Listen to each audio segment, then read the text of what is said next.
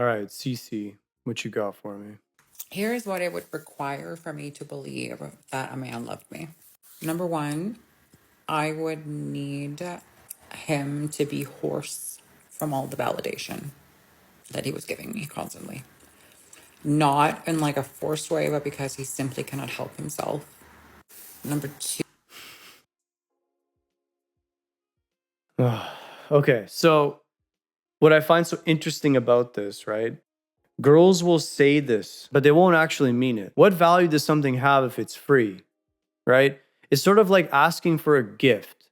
And I think any guy who's experienced with women probably has experienced this themselves, right? I've experienced it myself where a girl got mad that I wasn't giving her compliments. And the crazy part about it is, it's not that I would never compliment, it's just simply there wasn't enough compliments. So who decides who gives a gift? Is it you as the guy, or does the girl get to demand when she gets a gift? Because that's what a compliment is, right? It's essentially it's a gift. So in my opinion, which is the fact in this case, right? As a guy, you give a compliment when it's genuine. So spur of the moment, not prepped, not because you need to. As soon as you start doing things because you feel you need to, she runs your life. In this scenario, now you are doing things for her because if you don't do it, she will be unhappy. Don't allow her to think that you owe her compliments. The moment you allow this to happen, this is the first step of the death of your relationship. The issue is it's not masculine. Okay, you give a gift when you want to give a gift. That's how it works. You give a compliment when you want to give a compliment. And if she gets it, she should be happy. At that point, you are likely providing other things, whether it's through presents or whatever, right? It's not that you give nothing, of course. I'm just tired of this constant girls asking for more, right? While overlooking what they already have. I'm definitely over this movement. I know it's not going to end anytime soon, but I think a lot of guys just don't pay attention enough to this stuff, right? It's okay to give, but the giving has to be on your terms. If the giving is on someone else's terms, that's not giving, that's an obligation.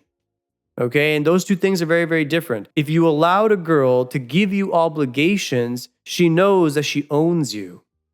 Okay, and a girl doesn't want to own a guy, despite what she says. All right, we'll end the rant here.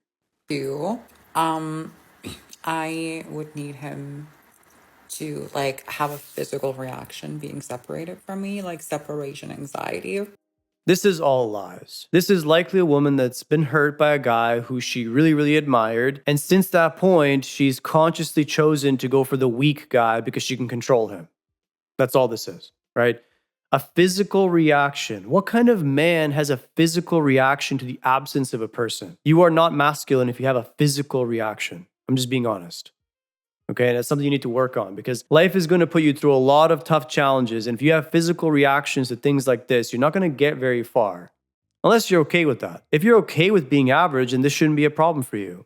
And this channel is also probably not for you either. Let's keep going. Like, please struggle to breathe if I'm not around you. Like, on a physiological level, lung convulsion. Number three, constantly premature because he is so aroused by me that he cannot actually contain it. It's so contradictory too because women say on one hand how they love a man with sexual discipline, but not for me. I'm special. I'm the star of the show. When I'm around, zero sexual discipline. I control your sexuality. That's what this is, guys. Make no mistake about it. They want to control your sexuality. Avoid women like this. Okay? This is not what you want. This is the opposite of what you should be doing. Is available for my every whim, beck and call. And so at this point, I mean, this has got to be a joke. It has to be, right? And a lot of girls, they do videos like this because they get so much rage off of it. It's rage bait, but whatever. I'll treat it like a real video just for your entertainment anyways. service. It wouldn't be exploited because I ain't like that. It won't be exploited because I ain't like that. An emotional being will always exploit things. Okay? Always. And the truth is, right?